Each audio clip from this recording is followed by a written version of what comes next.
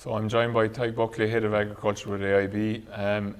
Obviously our sponsors for this evening, and thank you for kindly backing us in the development of this event tonight.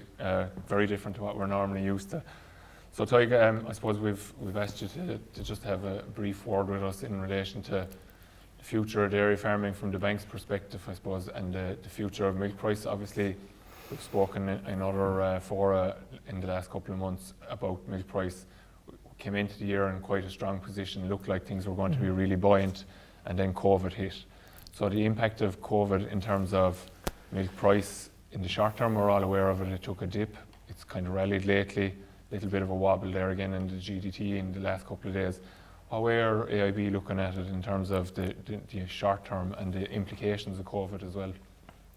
Yeah, I suppose, thanks Stuart. Yeah, I think what you've said is a fairly accurate synopsis of what has happened. I suppose when we saw COVID, at the early stages of the COVID crisis, what we'd seen was a real significant drop in the price of dairy commodities. And, you know, at one stage things were looking quite grim for milk price for 2020, but it was remarkable how the rally that took place in dairy markets, not, you know, maybe 3 or 4 weeks into the crisis, and we've seen a real recovery in prices of most of the commodities. Butter is probably the one that's lagging a bit, and we're back up now to, you know, around the 30 cent mark. So if we're looking, I suppose when we look out for the remainder of the year, I think we may be looking at things kind of leveling off now at current levels. And there's always, I suppose, what we've seen, I think part of the recovery that's happened over the last number of weeks is probably linked to a restocking, building back up of inventory. So the bounce that we got from that is probably might be out now. So it may be that prices plateau where they are now. Even if they do, if you look at our seasonality, you know, we look at 60% of the milk produced in the first half of the year, and you project out prices remaining where they are for the remainder of the year, you're still looking at an average base price for 2020 of probably north of 30 cent a litre. And if you look at the price last year, it was about 31, maybe slightly over it. So we're not that far back from where we were last year. And weather pattern has been okay. It was looking a bit, you know, a bit dodgy there for a while in terms of potential drought, but that's been alleviated now. So overall, I think it's looking like it'll shape up be an okay year, barring you see a major re-emergence of a lockdown. I suppose one of the things you have seen is a big switch in the way the dairy products have been consumed. So, you know, real switch towards retail from food service. And that has probably helped cheese a small, but actually, because from our perspective, like cheese being the type of cheese we produce is a long shelf life, so it kind of helped the retail side of it.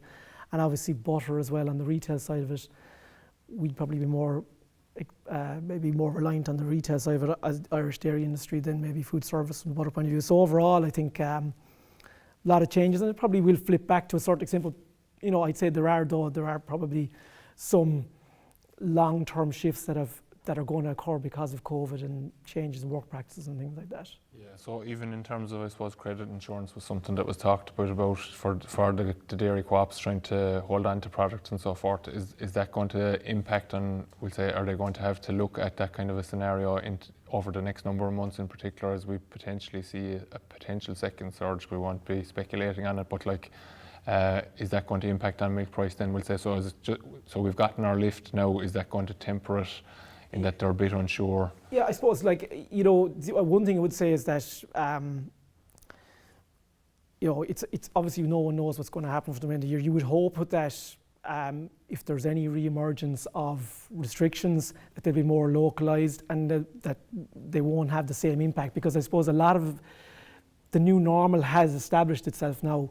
So it might mean that it's taking out I suppose the other thing you've got happening as well is, you know, there is, you know, oil price has been impacted, and that does impact the purchasing power of some of the big dairy purchasing nations. So that is the other thing that's probably dragging it a bit. And I suppose as well as that, sterling is, from an exchange rate point of view, is weak enough at the moment and may continue to weaken depending on how Brexit turns out. So, you know, overall, I think it's pointing to maybe prices staying somewhere around where they are for the remainder of the year. Okay, so you've spoken about the situation in terms of milk price and so forth, but obviously COVID has hit across the entire sector, across all sectors, sorry. Is there a risk, a question that's just come in, is there a risk that the impact of COVID could impact on availability of money in agriculture because there's just going to be a draw on money across all sectors within banking? Yeah, I suppose I wouldn't see that as being as it's a fair question to ask. There is obviously the economy has taken a major hit, and a lot of businesses are going to need support to get through the current difficulties. Agriculture has been probably fortunate; it's been much less harshly hit than some of the other domestic sectors. But to be fair, from a capital point of view, I mean the banks are have fairly strong resource to capital. The other thing to factor in as well is that we have, we'd say from a government point of view, there's a credit guarantee scheme that is in the offing.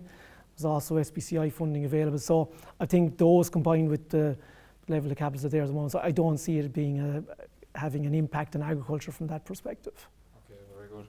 I suppose just one of the things that we probably in the grassland we like to showcase is we have tonight 3 excellent farmers on top of their game.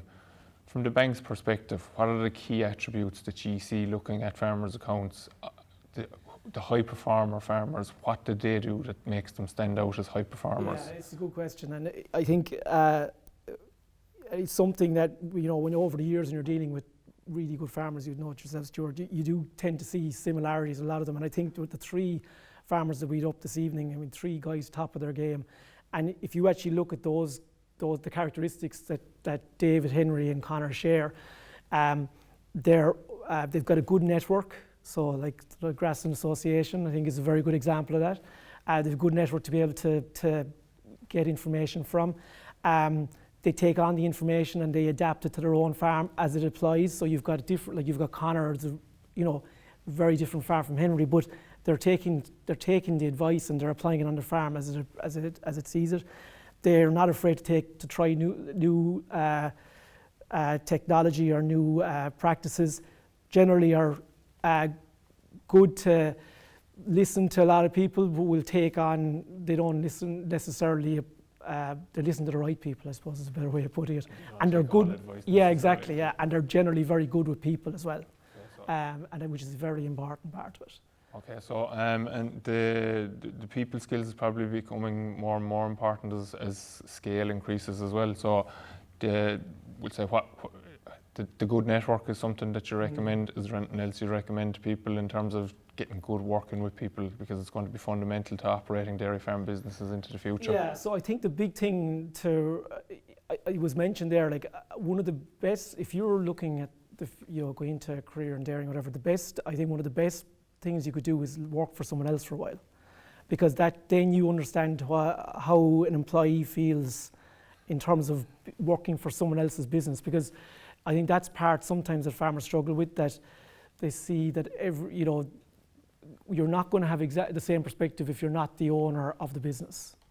So I think that's obviously, and that can help a lot if you can try and think about, put yourself in the other person's shoes and see, well, how do they, what's driving them and what's their motivations? Because a lot of people think, pay is the ultimate thing that drives them. Like, not always at all. And in fact, a lot of cases, it's not that. It's often, if it's a nice place to work, obviously everybody, exactly, and you want to be paid well and paid for what's a fair rate. But if you're working in a place that you enjoy working, you look forward to going to work every day, if that's not there, doesn't matter what you pay guys, you're not going to be able to hold on to them.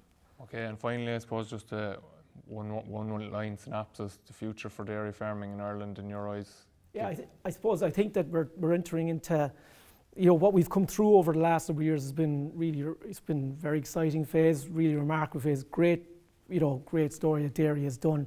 We're entering into probably a different phase now, I would say.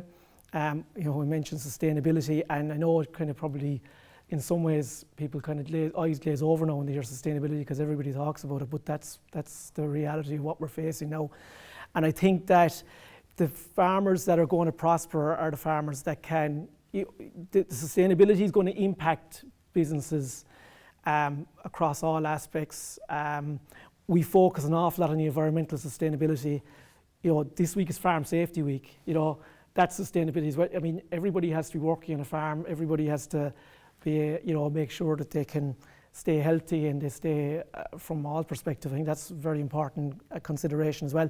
And from the environmental side of it, it'll be adapting to the new environment that we find ourselves in, and the farmers that can adapt to that, and I will be the ones that will prosper. And I think an awful lot, you know, it was Mike spoke tonight about clover, and that's why clover is so important. And I think we're very fortunate to have you know, an organisation like Tadhg and the research they do for us, because that will help us make sure that we can adapt. And I would be thinking these restrictions will be a challenge, but they'll bring opportunities as well. And if we can, this environment is going to be the case throughout the world.